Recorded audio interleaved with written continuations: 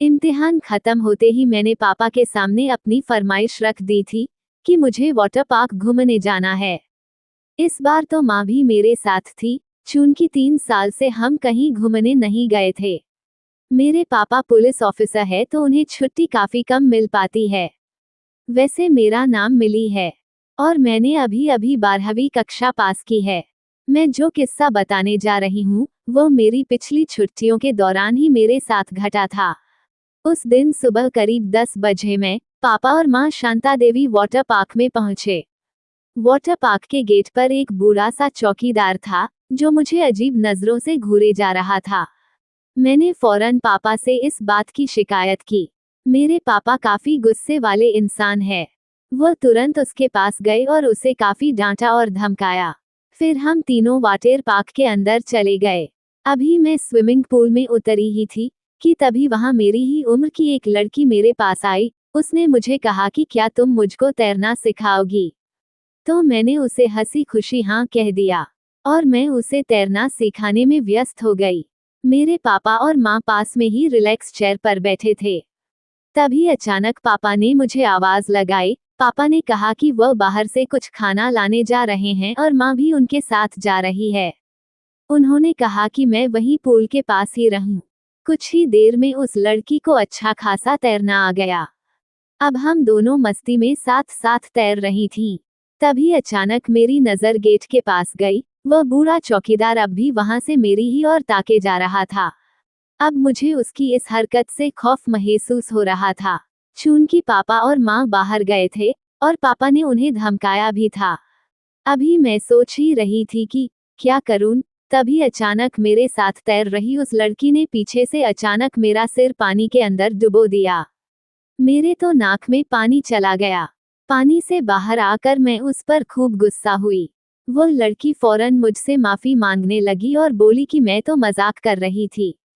उस लड़की की इस अजीब हरकत से भी मैं सदमे में थी। मेरे दिल की धड़कनें दुगनी तेजी से धड़कने लगी।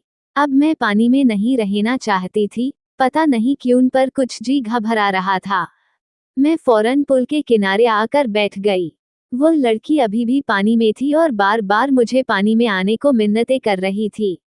उसकी उस हरकत के लिए मैंने उसे माफ भी कर दिया था, पर पता नहीं क्यों वह मेरा पीछा ही नहीं छोड़ रही थी। उसका दिल रखने के लिए मैं फिर से थोड़ी देर पुल में उतरी। पुल के अंदर जाते ही उसने मुझे कमर से पकड़ लिया और पुल के बीच ले गई। मैंने उसे वहीं कहा कि अगर पिछली बार की तरह कोई शरारत की तो मैं अपने पापा को बोल दूंगी। इस बार उसने मुझे जो जवाब दिया उसे सुनकर मेरे तो होश उड़ गए। उस लड़की ने कहा कि तेरे पापा के आने तक मैं तुझे जिंदा थोड़ी रहने दूंगी। मेरे पापा को बुरा भला कहने वाले की बेटी आज मेरे हाथों से यहीं मरेगी। इतना बोलकर उसने मुझे अचानक फिर से पानी के अंदर डुबोना शुरू कर दिया।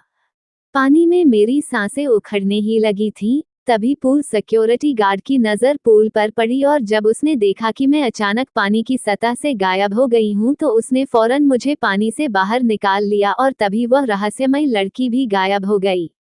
मेरी जब आंखें खुली तो मेरे पापा और माँ मेरे सामने थे। मैंने फौरन सारी हकीकत पापा को बताई। तुरंत ही पापा और माँ वहां से मुझे वाटर पार्क अथॉरिटी ऑफिस में लाए और वहां पापा ने वाटर पार्क के गेट को बंद करा दिया। उस बूढ़े चौकीदार को भी ऑफिस में बुला लिया और पूरे वाटर पार्क में उस लड़की की खोज कराई, पर वहां उस रहस्यमयी लड़की का कोई पता नहीं चला। पापा ने अब उस बूढ़े चौकीदार का गिरेबान पकड़ लिया और उसे 2-3 थप्पड़ जड़ दिए। चूंकि वही मुझे शुरुआत से घूरे जा रहा था। वाटर पार्क वालों ने बड़ी मुश्किल से पापा को शांत कराया। उसी हड़बड़ी में उस बूढ़े चौकीदार की जेब से उसका पॉकेट गिर गया। उसमें उसी लड़की की फोटो थी जिसने मुझे पानी में डुबोने की कोशिश की थी। फोटो देखकर पापा ने पूछा कि क्या यही वह लड़की थी, तो मैंने उन्हें हाँ कहा। अब पापा किसी के रोके नहीं रुकने थे। उन्होंने वहीं अपनी बेल्ट निकालकर उस चौकीदार को पीटना शुरू कर दिया और उसे पूछने लगे कि बता तेरी बेटी कहाँ है? ये तेरी ही बेटी है ना? जल्दी बोल वरना आज तुझे जिंदा नहीं छोड़ूंगा। पापा पुलिस वाले हैं, यह वहां सबको अब पता चल गया था, इसलिए कोई भी बीच में नहीं पड़ना चाहता था। खांसते खांसते उस बूढ़े चौकीदार ने अपनी जेब से एक पर्ची निकाली। उस कागज के टुकड़े को खोलने पर हमें पता चला कि वो उसी लड़की का डेथ सर्टिफिकेट था जिसने मुझे पानी में डुबोने की कोशिश की थी। पापा को सारी बात समझ में आ गई। उन्होंने उस बूढ़े चौकीदार से माफी मांग ली और हम फिर उस वाटर पार्क से घर लौट आए। वाटर पार्क में अंदर जाते वक्त बूढ़ा चौकीदार इसलिए मेरी ओर घूर के देखे जा रहा था क्योंकि उसे मुझ में अपनी बेटी नजर आ रही थी।